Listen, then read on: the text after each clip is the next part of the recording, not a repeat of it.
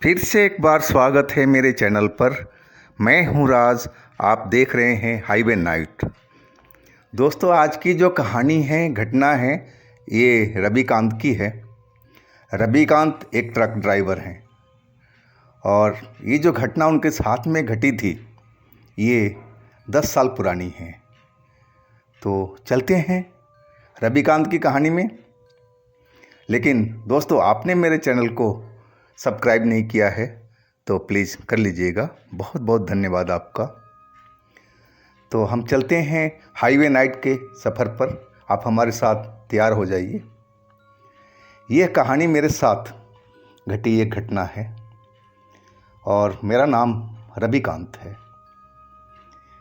ये तब की घटना है जब मैं ट्रक ड्राइवरी सीख रहा था अपने उस्ताद के ट्रक पर, जिनका नाम था बलवंत।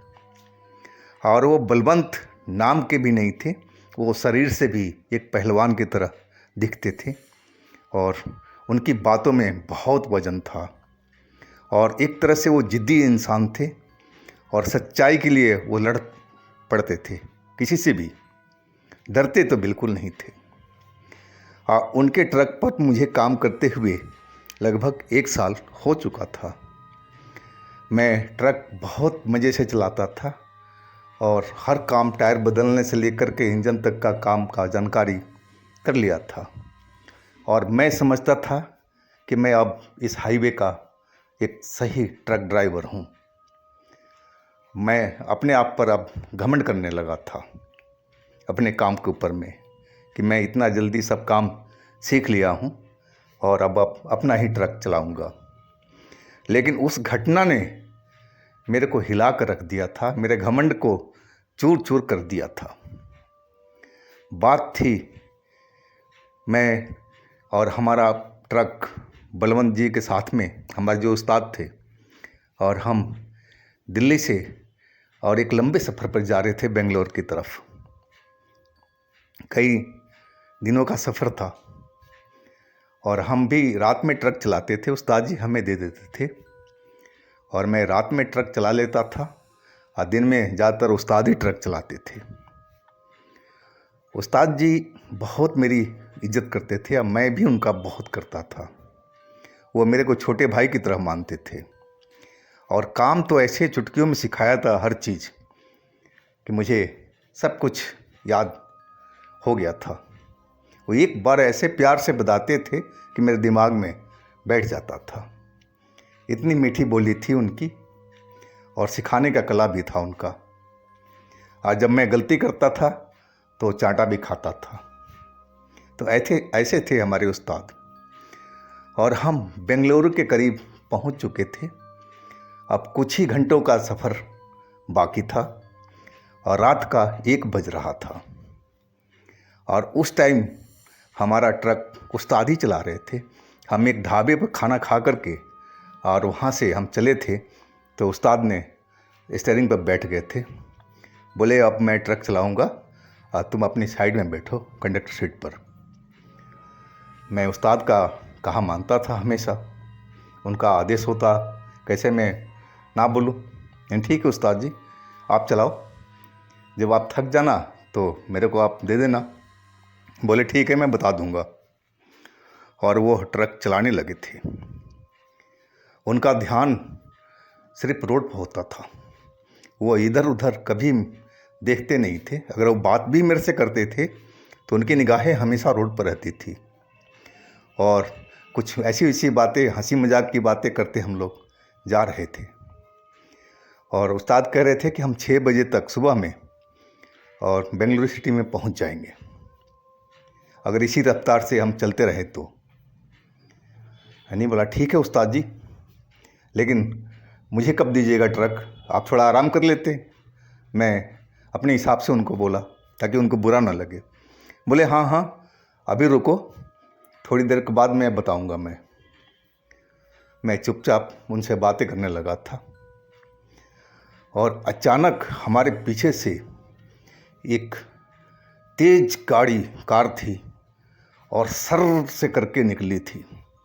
इतनी तेज स्पीड में थी कि मैं तो देख करके हैरत में पड़ गया था कि ये हवाई जहाज़ बना रखा है कार को, इतनी तेज़ी से कोई कार चलाता है क्या। और मेरे मन में एक डर सा बैठ गया था कि जिस हिसाब से वो कार निकली थी, वो तो कहीं न कहीं किसी को ठोकना ही था, या खुद मरना था या दूसरों को मारना था। और जब से वो कार गुजरी, उस्ताद जी की आंखें एकदम रोड पर जम गई थी और वो हंसना बोलना बिल्कुल बंद कर चुके थे।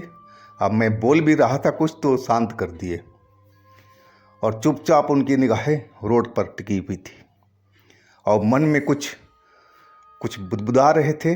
शायद कुछ अपने मन में कुछ जाप कर रहे हों, भगवान को याद कर रहे हों, वो तो मुझे नहीं पता था, लेकिन मैं इतना ज़रूर देख रहा था।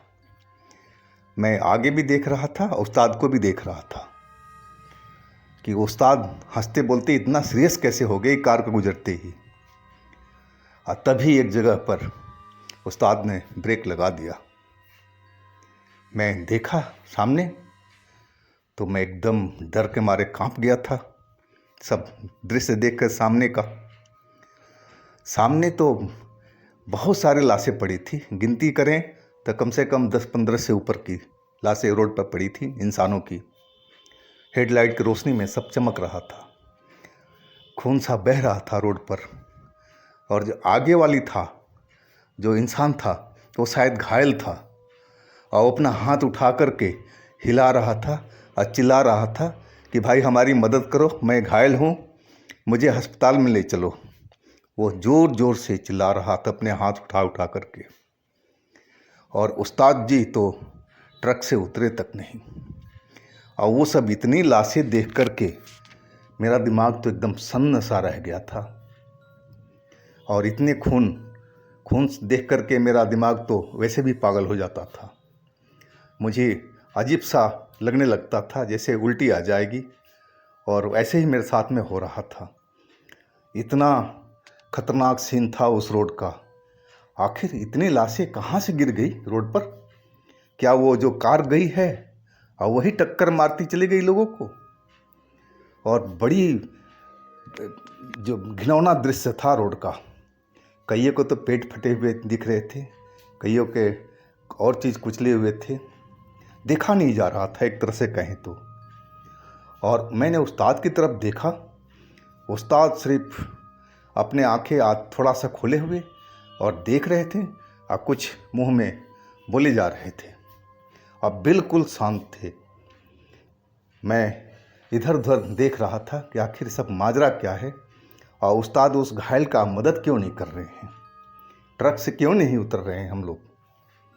मैं उस्ताद की तरफ देखने लगा, लेकिन शायद उस्ताद मेरे मन की बात समझ रहे थे और एक उंगली उठा के बोला, इशारा की नीचे नहीं उतरना है। मैं उनका इशारा समझ गया था, लेकिन मन में कई सवाल ऐसे उठ रहे थे कि आखिर क्यों नहीं चल रहे उस्ताद, नीचे चल कर के उस घायलों का मदद किया जाए। और उन लाशों में कितने आदमी ज़िंदा है, शायद हो सकता है कोई ज़िंदा हो तो हम लोग मदद कर सकते थे, हम ट्रक में लेकर के जा सकते थे आगे हॉस्पिटल तक। लेकिन उस्ताद तो हिलने का नाम ही नहीं ले रहे थे उस जगह से। मैं आश्चर्य में, और एक तरह से कहा जाए तो मैं उनको गुस्से भरी नज़र से देख रहा था। मेरे अंदर में गुस्सा उबल रहा था उस्ताद के खिलाफ कि कैसे कठोर हृदय के इंसान हैं हमारे उस्ताद। और जो घायल था वो अभी भी हाथ उठा करके और चिल्ला रहा था, भाई मुझे हॉस्पिटल तक ले चलो, मैं घायल हूँ, अगर मुझे इलाज मिल गया तो मैं बच जाऊँगा। इस तरह की वो बातें कहकर रो रहा था, चिल्ला रहा था और मुझसे देखा नहीं जा रहा था। एक बार मन तो किया कि मैं खिड़की खोल करके और उतर जाऊं नीचे और जा कर के उसकी कुछ मदद करूं, लेकिन उस्ताद का इशारा नहीं मिला था और मैं उनके आदेश का निरादर नहीं कर सकता था। अब मैं चुपचाप गुस्से में बैठा हुआ था। बहुत देर बीत चुका था और वो जो घायल इंसान था, अब वो अपने आप को घसीटता हुआ और हमारी ट्रक की तरफ, मेरी खिड़की की तरफ आ रहा था रोता हुआ, भाई मुझे कोई मदद करो, मुझे अपने ट्रक में बिठा लो, ऐसे ऐसे बात बोल रहा था, मुझे नज़दीक के हॉस्पिटल में पहुंचा दो। मैं सब लग रहा था, उसकी आवाज़ मेरे कानों में हृदय तक पहुंच रही थी। अब मुझे अंदर से बहुत पीड़ा हो रहा था कि कैसे उस्ताद हैं हमारे, घायलों को मदद नहीं कर रहे हैं, आखिर ऐसे काम का क्या फ़ायदा। मैं अंदर से रो रहा था, बिल्कुल मैं सब अंदर से टूट पड़ा था, टूट चुका था, ऐसा मेरा मन हो चुका था। अब मुझे उस्ताद से नफ़रत सी होने लगी थी। ये कैसे हैं गुरु मेरे, ये कैसे ये कर रहे हैं लोगों के साथ में। और वो घायल आदमी मेरी खिड़की के पास में पहुंच चुका था और मेरे ट्रक के पास में ही आवाज़ मार रहा था, भाई खिड़की तो खोलो, मुझे ऊपर तो ले लो। और उस्ताद पहली बार उस टाइम बोले, खिड़की के हाथ मत लगाना रविकांत, चुपचाप अंदर ही बैठे रहो। अगर वो तुम्हारे आंखों में देखने की कोशिश करे, तुम अपनी आंखें बंद रखो और उधर उसके साइड में देखना भी मत। मैं उनकी बातें सुनकर के अंदर से हिल चुका था। क्या कहना चाह रहे हैं उस्ताद, ऐसा क्यों बोल रहे हैं। और मैं एकदम चुपचाप शांत बैठ गया था। वो जो बंदा था घायल, अब वो उस्ताद की साइड में चला गया था, अपने आप को घसीटता हुआ, और वही बात दोहरा रहा था जो मेरे साइड में बोल रहा था। लेकिन उस्ताद तो जैसे कान पर उनका जूं तक ना रेंगा हो, उसकी बात का कोई फ़र्क ही नहीं पड़ा हो। और वो चुपचाप शांत बैठे हुए और थोड़ी सी अपनी आंखें खुली हुई और थोड़ी बंद, और मुंह में कोई मंत्र सा बोल रहे थे और शांत शांत बिल्कुल हुए पड़े थे। अब मैं सिर्फ उस्ताद की तरफ देख रहा था और रोड साइड पर मेरे देखने की हिम्मत नहीं थी, और मैं काफ़ी देर तक उनकी तरफ देखता रहा था। और तभी एक कार फिर पीछे से आई और वो भी तेज़ी में थी, और जैसे ही कार ट्रक के बराबर से गुजरी, और मुझे लगा कि सब घायलों को और जो रोड पर लाशें हैं उनको कुचलते हुए ये निकल जाएगी। मेरा मन एकदम अंदर से चित्कार उठा था सब देखने के बाद में कि क्या ये कार भी इनको कुचलती हुई निकल जाएगी, लाशों को भी। और जैसे ही कार निकली, आज मैं जब देखा तो मेरे होश उड़ चुके थे। रोड पूरा खाली पड़ा था, ना तो वहाँ कोई लाश थी, ना वो घायल आदमी था। सब कुछ वहाँ से गायब हो चुका था। मैं अब सही बताऊं तो मैं डर से कांप चुका था। इतना डर लगा था कि मेरी ज़िंदगी में कभी इतना डर महसूस नहीं हुआ था। मैं कांपने लगा था और उस्ताद की तरफ देखने लगा था कि वाकई उस्ताद ही होता है। मैं देखे जा रहा था, लेकिन अभी भी वो वैसे ही अपनी आंखें किए हुए थे और कोई मंत्र को बुदबुदा रहे थे, पढ़ रहे थे। और थोड़ी देर के बाद में उस्ताद ने आंखें खोली। बोले, तू ठीक है रविकांत? मेरे मुंह से आवाज़ नहीं निकल पा रहा था। मैं धीरे से बोला, हाँ उस्ताद, मैं ठीक हूँ। तभी उस्ताद अपना ट्रक को आगे बढ़ा लिया और चलते रहे। वो कुछ नहीं बोल रहे थे, बिल्कुल शांत थे। जब उस हम एरिया को पार कर लिए, तब उस्ताद बोलना शुरू किया, रविकांत, क्या देखा तुमने और क्या समझा ये घटना देख करके? मैं बोला, उस्ताद, मैं बिल्कुल डरा हुआ हूँ। अब मुझे समझ में नहीं आ रहा था कि ये सब क्या हुआ है।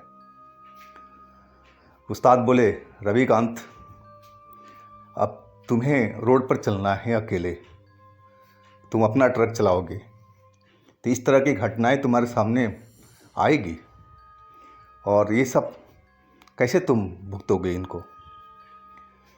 मैं समझ गया कि उस्ताद जो कह रहे हैं सही बात है।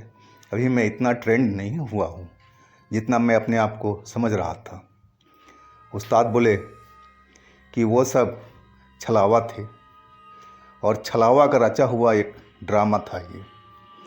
वो जो घायल इंसान था ना, वो छलावे का मुखिया था और कैसे भी करके तुम्हें या मुझे ट्रक से उतारना चाहता था ताकि हम उनकी मदद करने जाएं और वो मुझे या तुम्हें आसान शिकार बना सके और अपने ग्रुप में शामिल कर सके। उस्ताद की बात सुनकर के मैं तो सिहर गया था, बहुत बुरी तरह से डर गया था कि कहीं ऐसा भी होता है क्या। उस्ताद बोले, अगर तुम उसके आंखों में देख भी लेते तो तुम्हें अपने बस में कर लेता, फिर वही होता जो वो चाहता। इसलिए मैं तुम्हें मना किया था कि उसकी आंखों में मत देखना, ना ही खिड़की खोलना, ना ही नीचे उतरना। मैं उस्ताद की तरफ प्यार भरी नज़रों से देख रहा था कि ये हैं असली उस्ताद। अब मैं अपने आप को एक तुच्छ सा एक ड्राइवर तो नहीं करना चाहिए। अभी मैं कुछ सीखा ही नहीं था उस्ताद की तरह। मुझे बहुत कुछ अभी सीखना था उस्ताद के साथ में। और मैं उस्ताद से बोला, उस्ताद बुरा तो नहीं मानोगे ना? उस्ताद बोले, हाँ हाँ बोल, बुरा नहीं मानूंगा। नहीं कि उस्ताद, आपने जब मदद नहीं किया था ना उन घायलों का, तो मुझे बहुत गुस्सा आ रहा था आपके प्रति, अंदर से खून खौल रहा था। उस्ताद हंस पड़े, बोले, बेटा ऐसा ही होता है, तुझे भी बहुत कुछ सीखना है और मेरे साथ रहेगा तो सीखता हुआ जाएगा। मैं अपने आप को सही समझा कि मैं सही उस्ताद के पास में था। तो दोस्तों, ये थी रविकांत जी की कहानी। अगर आपके पास भी कोई ऐसी कहानी है, घटना है, आप बीती है, तो मुझे इंस्टाग्राम पर या व्हाट्सएप नंबर पर शेयर कर सकते हैं और मैं आपकी कहानी को ज़रूर बनाऊंगा। और हमारे चैनल को आप सब्सक्राइब कीजिएगा, लाइक कीजिएगा, शेयर कीजिएगा। और हमारे दूसरे चैनल हाईवे 33 पर ज़रूर विजिट कीजिएगा, लिंक मैं नीचे दे रखा हूँ। उसमें भी अच्छी अच्छी कहानी हर रोज़ आ रही है। दोस्तों, हम फिर कल मिलते हैं एक नई कहानी के साथ में। आप लोग अपना बहुत बहुत ख्याल रखिएगा। नमस्कार।